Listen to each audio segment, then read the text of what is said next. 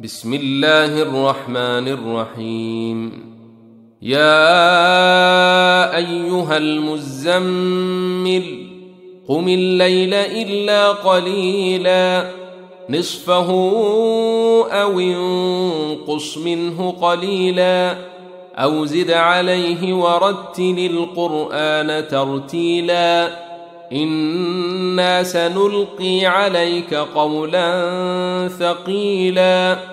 إن ناشئة الليل هي أشد وطئا وأقوم قيلا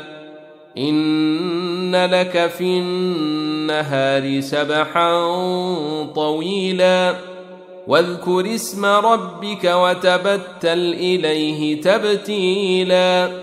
رب المشرق والمغرب لا إله إلا هو فاتخذه وكيلا واصبر على ما يقولون واهجرهم هجرا جميلا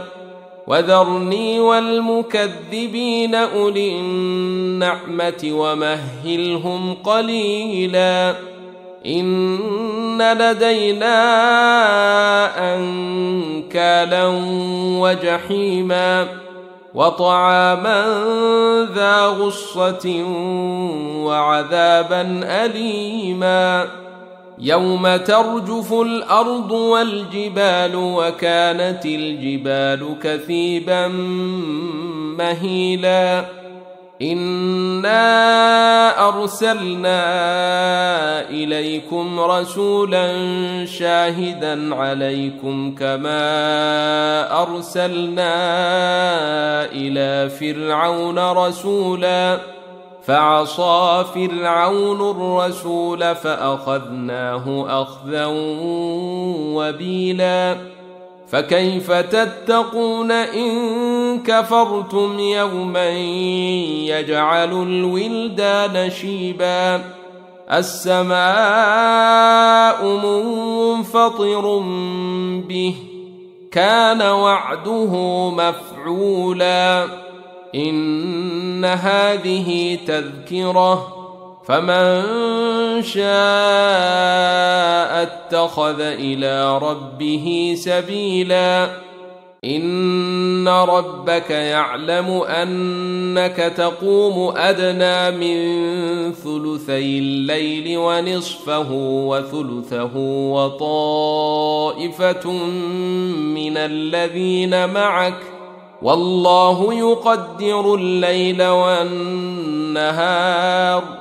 علم أن لن تحصوه فتاب عليكم فاقرؤوا ما تيسر من القرآن